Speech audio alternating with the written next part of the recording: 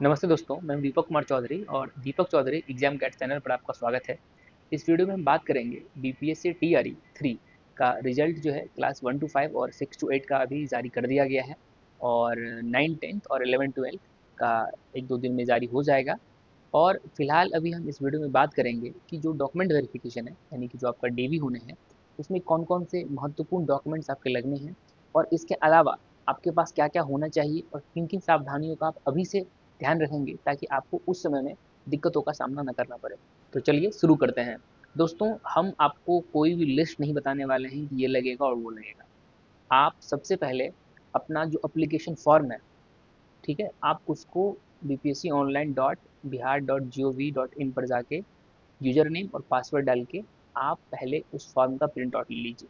ठीक है।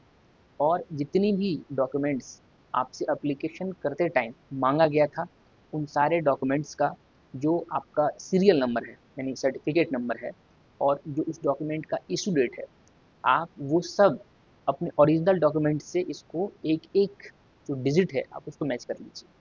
और अभी आप इस चीज़ को सुनिश्चित कर लीजिए कि वो सही है।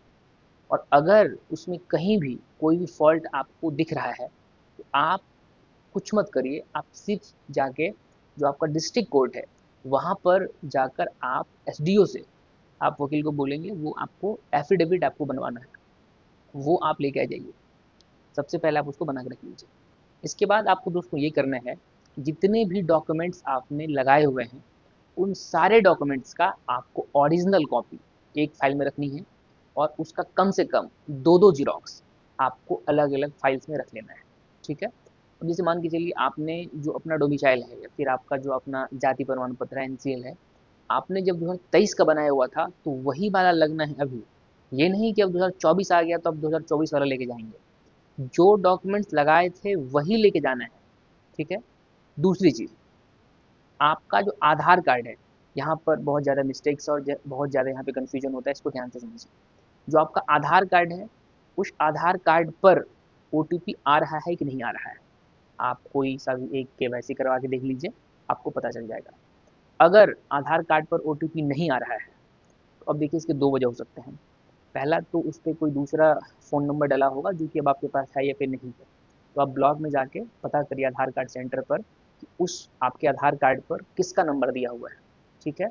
और अगर वो नंबर सही है आपकी फैमिली में या फिर आप ही का नंबर है, ठीक है, और तब उस पर ओ टी पी नहीं आ रहा है, इसका मतलब है कि हो सकता है कि आपका आधार कार्ड आपका लॉक हो गया। तो आप इसके लिए आपको क्या करना पड़ेगा, आपको डिस्ट्रिक्ट डिस्ट्रिक्ट में काम नहीं चलेगा, आप सीधे जाइए रीजनल सेंटर। जैसे कि मैं बिहार से हूँ, तो मेरी ही मतलब घर में वाइफ का आधार कार्ड जो है बीपीसी टी 2 में इनका सिलेक्शन हुआ था और इनका आधार कार्ड जो है वो लॉक था। तो ओटीपी नहीं आ रहा था, फिर हम बहुत परेशानी में हम लोग आ गए थे। तब फिर जाके हम जो है लगातार ये ट्राई करते रहे आधार सेंटर पे, ब्लॉक में, डिस्ट्रिक्ट में।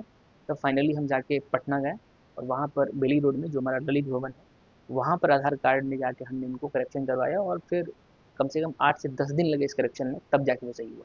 तो आप पहले मेक श्योर कर लीजिए कि ओटीपी क्यों नहीं आ रहा है। एक और चीज़ दोस्तों, अगर आपके पास वो वाला नंबर नहीं है, तो वो नंबर खो गया है या फिर किसी और के पास है, तो आप ब्लॉक में ही, ठीक है, जो आधार कार्ड सेंटर है उसमें आप अपना थंब इम्प्रेशन लगा के, ठीक है, आप अपना नया जो आपके पास है या फिर अगर आप महिला हैं तो आपके पापा के पास, मम्मी के पास, भाई के पास, जिसके पास भी जो नया नंबर आप चाहें तो आप उसको अपडेट करवा सकते हैं और उसको मेक श्योर कर लीजिए कि उसको ओटीपी आ रहा है। ठीक है। लेकिन आधार कार्ड में किसी भी तरह का आपको करेक्शन अभी नहीं करना है। अगर मम्मी के नाम में कुछ मिस्टेक्स है स्पेलिंग्स में, पापा के नाम में कुछ स्पेलिंग में मिस्टेक्स है या फिर आपके नाम पे, तो अभी डॉक्यूमेंट वेरिफिकेशन तक आपको आधार कार्ड से कोई भी तरह का छेड़छाड़ नहीं करना है। ठीक है। तीसरी चीज़, आपका जो आधार कार्ड है वो आपके पैन कार्ड से लिंक होना चाहिए और जो पैन कार्ड है वो आपके बैंक अकाउंट से लिंक होना चाहिए। ठीक है। इसके अलावा दोस्तों, जो आपका एप्लीकेशन फॉर्म है, आप उसका भी एक प्रिंट आउट लेकर अपने डॉक्यूमेंट जो वाले फाइल हैं आप उसमें रख लीजिए। पांचवी चीज़, जो आपने फ़ोटो, जो आपका जो एडमिट कार्ड है, एडमिट कार्ड में जो फ़ोटो आपने दिया हुआ था, मतलब वेब कैम वाला नहीं, जो ये आपने स्टूडियो में खिंचवा कर उसमें लगाया होगा एडमिट कार्ड डाउनलोड करते समय एग्ज़ाम के पहले, वही फ़ोटो 5 से 10 कॉपी आपको बना के रख लेना है। ठीक है। और जिस एडमिट कार्ड से आपने एग्ज़ाम दिया हुआ है परीक्षा हॉल में, और उस पर जो 3D जो स्टिकर लगाता है वो होलोग्राम वाला, वही एडमिट कार्ड चाहिए। और अगर आपके पास वो वाला एडमिट कार्ड खो गया है तब भी आपको परेशान होने की ज़रूरत नहीं है। आप वही जाके एफिडेविट बनवा लीजिए गजेटेड ऑफिसर से, आपका काम चल जाएगा। तो दोस्तों ये था डॉक्यूमेंट से रिलेटेड इन्फॉर्मेशन कि कौन कौन से डॉक्यूमेंट्स लगना है, उनका आप कैसे करेक्शन करेंगे, और अगर वो खो गया है या फिर उसमें कुछ इम्प्रूवमेंट्स है तो आपको उनके लिए क्या करना है, एफिडेविट बनवाना है। अब हम बात करते हैं फर्जीवाड़ा के बारे में। अगर कोई भी कैंडिडेट है और अगर वो जनरल कैंडिडेट थे, या चाहे बिहार के हों चाहे बिहार से बाहर के हों, और अगर उसने गलती से EWS या फिर BC EBC SC ST किसी को उन्होंने मार्क कर दिया है और उनका सिलेक्शन हो गया है, तो आप अभी से जो है ना वो साइड हो जाइए। क्योंकि TR 1 और TR 2 में किस तरह से धांधली हुई है और किस तरह से चीज़ों को देर से ही सही लेकिन पकड़ा गया है। तो अब एक तो उनके ऊपर विभागीय कार्रवाई जो है वो होनी बाकी है, और साथ ही साथ जो उनकी सैलरी है ना उसकी भी वसूली हो रही है। तो इसीलिए इस बार TR 3 आप देख रहे हैं कि थोड़ा सा लेट ही चल रहा है, लेकिन इस बार किसी भी तरह से विभागीय तौर पे कोई भी काम में गड़बड़ी नहीं हो सकती है। पूरी की पूरी ट्रांसपेरेंसी इस बार रहेगी। इसीलिए जो फर्जी कैंडिडेट्स हैं या फिर जिससे मिस्टेक हो गया है, वो अभी से साइड हो जाएं, वो डॉक्यूमेंट वेरिफिकेशन में ना जाए। दूसरी चीज़, कई लोग जो है पेपर में आप देखे ही होंगे, जो TR 1 और TR 2 के जो कैंडिडेट्स हैं वो बाहर के कैंडिडेट्स हैं, यूपी के, MP के, झारखंड के, और उन्होंने क्या किया है कि बिहार का डोमिसाइल बनवा लिया है। तो वो इस बार नहीं जमने वाला है। ठीक है, और जो बनवाए हुए हैं TR 1 2 उनको भी हटाया जा रहा है। तीसरी चीज़, जो बाहर के कैंडिडेट्स हैं उनका सीटेड में या फिर एस्टेड में कोई भी उनको आरक्षण का लाभ नहीं मिलेगा। आप चाहें मतलब मेल हो चाहे फीमेल हो, सीटेड में आपको 90 नंबर चाहिए, 90 नंबर चाहिए, और एस्टेड में आपको 75 मार्क्स चाहिए। इससे कम अगर होगा तो TR 1 और 2 में भले ही सिलेक्शन हो गया है, लेकिन आप पेपर देखिए, लगातार उनको चुन चुन के उनको निकाला जा रहा है। ठीक है, और उनसे सो कॉज नोटिस भी मांगा जा रहा है कि आप किस आधार पर अभी तक जॉब कर रहे हैं।